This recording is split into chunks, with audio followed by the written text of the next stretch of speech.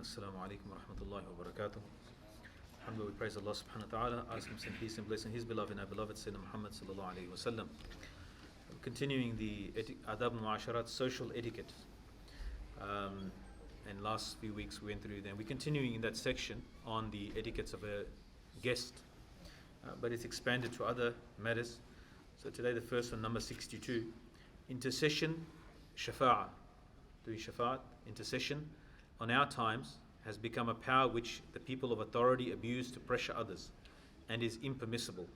If you wish to intercede for others, do so in a manner which does not compromise the freedom of the person addressed. This is permissible and in fact rewarding. Like if you speak on somebody's behalf and to argue a certain case or to help somebody out and be a representative of that person, do shafa'ah for that person, right? This is something that it's permissible and it's actually rewarded if it's for good things and it's for something to help somebody out. But if you're using it almost like as a social or almost like a blackmail on the person that you're doing, like you're using it as a you're abusing your authority. Like you've been given some position, but you're abusing that to pressure other people, then this will be impermissible. Likewise, using one's position for personal benefits should not be done. For example, if you have ties to a person of high ranking, wasta, connections, it's not what you know, it's who you know. And even here they say that as well. So if you have ties to a person of high rank and you ask his associates for favors and you know they would not comply normally but are only doing so because of us, of who you know, taking benefit in this manner is unlawful. Right? So this is, and especially when it comes to, there's certain matters, the famous hadith comes, that when things are entrusted to people, because this is how it's used, right? That people are given positions of responsibility, especially to do with rulership, right? Like especially to do with state. They're only given that position because of some connection they had, not because of their ability. And there's an exhibit A, B, C, D, A1, A2, A3. The list is very, very long of how of this one, right? Even if someone's utilized that might be known as a relative of the person, but he should have the ability, he should have the, and you see that in like very big countries. You see a politician, we saw in the news today, he's basically should be, not be, I don't know if you saw the brain freeze in America, one of the older politicians. So he had, second time it happened now. It was on the news, all over the news today. Like he's having a brain freeze, like basically doesn't know where he is, what he's doing, but nobody can say anything, you know, like you can go like that. It's a public representation of like who's actually running supposed to be running, but he cannot even think for himself. So they said someone said this is elder abuse, you know, like the guy can't, he freezes in the middle of a press conference in front of people, doesn't know what he's doing, where he is, but he's been propped up. So, but anyway. So then it continues. One student asked a question by means of another student and covertly listening to the answer. I happened to see him, so I called him over and asked him why he was hiding like a thief. Did somebody stop him from coming here? And if he felt hesitant, then he should ask his intermediary the answer. It is a sin to eavesdrop, as a speaker may say something that he would rather conceal from the eavesdropper. I was once getting up whilst someone sat beneath a pedestal fan. An individual yanked at the wire to protect me from banging my head on the fan. I explained to him that this could lead to far worse consequences. The guest should tell the host, back to the etiquettes of a guest, the guest should tell the host upon arrival that if he only eats mild food or if he has any other requirements. Certain individuals display such airs and graces after the food has been placed in front of them. So additionally, you must tell your host of any allergies or any other, these are the modern things. 100 years ago, they didn't have allergies. Now we got allergies. So additionally, you must tell your host of any allergies or other dietary restriction ahead of time. Right? Take care not to switch on fans where they could blow directly on food, as this could cause such a item such sugar to fly about. If there's a sugar pot on the dining mat, the assistant should be mindful of this and not fan the guest in a manner that caused sugar to fly out the bowl. Once my brother's household send their employee to me with a sealed letter for posting. En route to me, the employee saw the post collector on his way to the station and handed over the letter to him, with a view to the letter being dispatched sooner rather than later. I was waiting for the letter from my brother's house and thus inquired from them, upon which I came to know of the incident. I summoned the employee and questioned him as to how he could exercise his judgment in an amana. Like even a simple thing, like he saw the postman on the way, he's collecting the mail, he gave it to him instead of taking it to the post office. He said, you were given amana and you were told the instruction to take it to the post office. Instead, in the middle, he found a shortcut. And he had been trusted. I mean, Sheikh was famous for, like I said last week, he was known for doing people's islah on the spot. I reminded him that he was not made aware of the reasoning behind the sealed letter being sent to me first, and as a consequence of his incorrect assumption, the consideration for sending the letter to me were now unachievable. That is, do not exercise your own judgment in a task assigned to you. A student once came to seek permission from me to go to the shop, but found me engaged in the discussion, so remained standing. Due to being occupied at the time, I felt uncomfortable by this and advised that he should sit down, and when a suitable opportunity arises, to present his request. There's a way that you approach a gathering, like someone's busy, then you wait. Like, you don't just stand and hover. Like I remember in madrasa, like I came, I had something to tell the teacher. So I'm just standing. He's teaching his class. I'm just standing there. Even Australians, we didn't learn these things. We don't know because like he's sitting. Sheikh Wasim, he was here last week. He gave a talk here last week. So he's so I'm standing. He goes like this to me. Sit down, right? I go sit down. Then he finished the dars and he said, turn around. And goes, oh, what's like that? Like then inshallah, hopefully you learn the right way. Then I was in one of the mosque and a madrasa student came. He's now studying overseas, mashallah. So he came, he's like 14, 15. So he did the same thing as standing. So I go to him like this, with my hand. I go like this. So he sat down, and then I talked to him after I finished. And then I remember, another time, I saw that student. He's like 15, 16, and somebody else was talking to him or something. He goes, and I was watching. He goes like this, like that. Sit down. Then let me finish, and he goes then talk like that. So these things are teachable. Those mannerisms, good manners, and so forth. These things are teachable to anywhere, even in Australia. We're not write-offs. We can learn, and our kids can learn, our grandkids can learn good manners in Australia, inshallah, as well. But it has to be spelt out. If we don't teach it, like if you don't teach someone, like the Quran shouldn't be thrown on the floor, as an example. Someone throws it on the floor, doesn't know how we should respect it, as an example, then he'll never know. His whole life he'll never know that this is something that we don't treat it like this. Muslims don't treat it like this. That's why we have shelves and we put our books. Even non-Muslims, they know this about. I remember I had a high school teacher.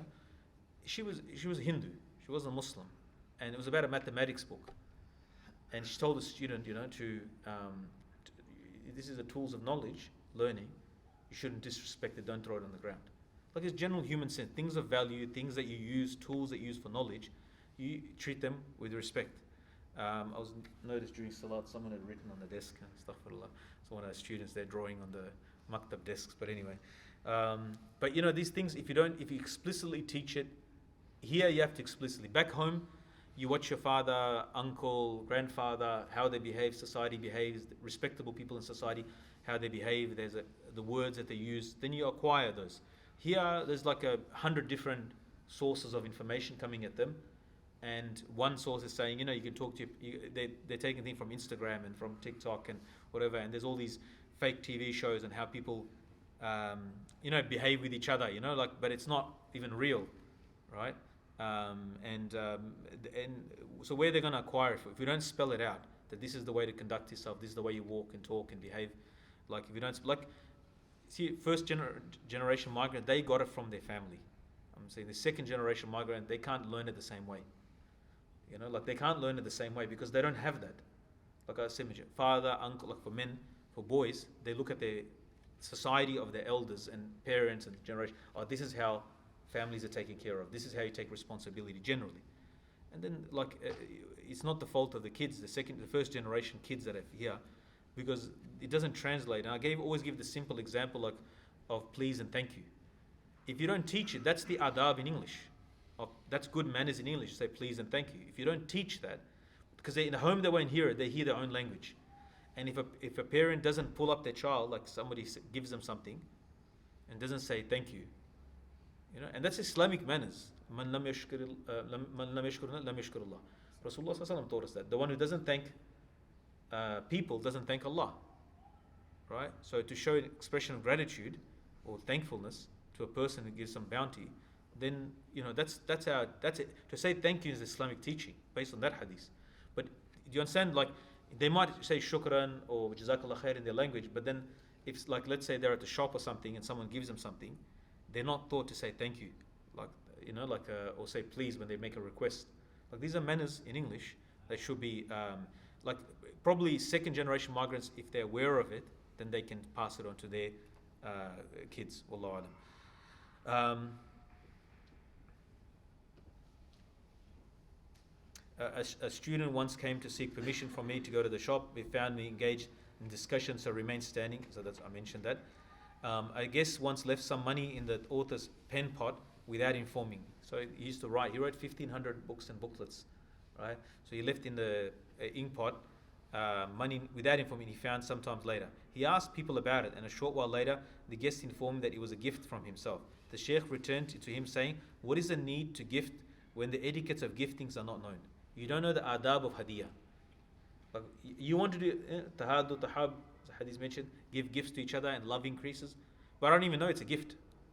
So how can love increase in the person that you don't even know it's a gift? Is this a method of giving gifts? He's asking the person. Firstly, gifts are given to spread joy and relief, but this purpose is defeated if the recipient has to search to find the giver. Right. Secondly, if somebody has taken the gift, he used to really fix up like detail. And he said in the beginning, I mentioned last week, he apologizes for being like this, but if he doesn't spell it out, even in that time, people had to. Secondly, if somebody had taken the money from the pot, either you nor I would ever be aware of it. So you would have thought that you're gifting me with this money, and I would have not benefited from it the slightest. After which a favor would be left on me. Thirdly, even if it was not because generally from good. Raddul Jamil is like you reciprocate the good always. Somebody that's good. Then there's one brother. He said, "I don't want to invite you for dinner because if I invite you for dinner, then if I go to your dinner, then I have to make the dinner for you." So, I don't know. In his eye, it was like a burden to accept my dinner to my house because then he has to make a dinner for me. But you know him. I won't say his name. But anyway. He said that secondly, if somebody had taken the money from the pot, neither you nor I would be aware of it. You would have thought had gifted me this money, and I would have not benefited from the slightest. After which affair. Thirdly, even if it was not taken by anybody, and I'd received it, how would I have known who it was from and who it was for? I would have had the burden of keeping it as a trust for some time, and then it would fall under the extension of period of a lost item. Look, we lost, I don't own it, I don't know where this money came from, then these are all causes of adversity. The correct manner to gift something is to give the gift directly, and if there are other people about, then give it in privacy. If it is difficult to catch him alone, then ask to talk to him in private, then give it the gift. It is also desirable for the person who receives the gift to exhibit his gift either in the presence of the giver or after he has left. Once while traveling, the author was invited to a village, and just before departing, the villagers wanted to gather everyone and give gifts. However, the sheikh did not allow for this for the following reasons. Firstly, it could not be ascertain whether everyone gave willingly or only due to social pressure. Like did all the villagers get together and they pressured everybody to put something together to give a gift? Secondly, even if they are giving willingly, the aim of gifting, which is increased mutual love, does not manifest as the one giving the gift is unknown. Thirdly, because it's given as a group, who's actually giving the gift? Because if you don't know who's giving the gift, then it's lost. The idea of a gift is to increase muhabba, but if you distribute in the whole community, where is Thirdly, in some scenarios, there are valid reasons for accepting gifts. Sometimes you have to refuse, but this can be known only through the one giving the gift. Hence, this cannot be known in the case of collective gift. Consequently, one wishing to gift should do so personally. Also, Sheikh mentioned, maybe he mentioned later on, that people who give gifts in a handshake. Yes. Right? And this is against the adab of giving gifts, because musafaha is a separate act. You're rewarded for. Sunnah of Rasulullah. And giving hadiyah is a separate act. To combine the two is actually incorrect. I think you might mention it later on. So there's like a way to present. This is not like secretly within a handshake put some money or itar or something, that people do, because this is not the right way to give, because you're mixing up two things. On one journey, some individual invited the sheikh to their homes to give him gifts. They were told that others may see this and feel obliged also to invite him, or regret that they cannot do so. This is another example of the wisdom of giving a gift in private. A man once came to Saharanpur, it's a town in India, on a Friday afternoon to deliver some ice. So these in the old days, they used to deliver blocks of ice before refrigerators. An acquaintance had sent the author. The man arrived when the students had not yet gone for the Friday prayer for Jummah. So he placed the ice in a tray and went to pray himself. After prayer, a friend of the author gave a lecture, but knowing that he was shy to speak if the sheikh was present, he left. However, the traveller stayed to listen. After a while, he came to the author with the ice wrapped in a towel, something the sheikh disliked, but could overlook. However, the traveller's own actions were problematic. Firstly, he should have delivered the ice immediately upon arrival, or at the latest immediately after prayer. At the very least, he could have informed the sheikh of the ice that he would have collected it. Instead, he delivered it 2 hours later and had almost melted. Only a small amount of left. After becoming aware of the entire incident, the author reprimanded him, and in this case was not sufficient, refused to accept the gift to teach him a lesson. He became very distressed at this, but it was explained that he had betrayed the trust of another person and then wanted to give the gift after it was spoiled, which was refused. He was told to use the remaining ice himself. So the Sheikh Ibrahim mentions, either excuse yourself from accepting trusts, amana. Like, don't create a situation in the first place to create amana. Because amana is like the hisab of that is, and if you don't fulfill it properly, that's why one of the Sahaba radiallahu anhu, he would never accept an amana. He said, I'll take it as a loan. I think Zubayr ibn Awam radiallahu anhu. Like, amana, I have to protect it now. That specific ayn, that actual thing, I have to protect it now. Right? And there's no vaults like the way we have vaults today and so forth. So he said, I'll take it as a debt. Like, let's say $1,000, keep this, protect this money. This is $1,000. No, I'll take it as a liability, that I owe you the money, which is different, right? It's not an amana. It's a loan now taken. But when you come to get the money, then I'll have to reproduce the money somehow. There's a risk in it as well, but at the same time, do you understand the difference? Like, if I give you a loan that you protect, you're going to protect it anyway, but it's part of your business. But if you're giving me this burden of to safe keep a certain specific $1,000, and in a loan, I don't have to give back to you the actual thing.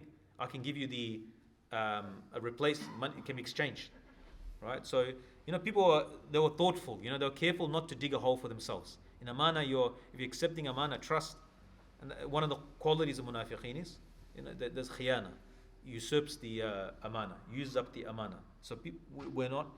How people are very cautious and careful. Why take the burden on board in the first place? Why take the burden of other people's trust? Either excuse yourself from accepting trust or fulfill them completely. Do not promise to do something you cannot do or will not do properly. For example, if someone asks you to do some shopping for them, include food items which might melt or spoil, you should do your utmost to deliver them as soon as you purchase. Do not do the shopping and then leave the items in your car or house while you run other errands. So he's bringing it to the 21st century, the Sheikh Ibrahim. He brings a modern example that don't take it upon yourself in the first place, and if you do, then fulfill it the way, fulfill its right, the right of the trust that you've taken on board. May Allah subhanahu wa ta'ala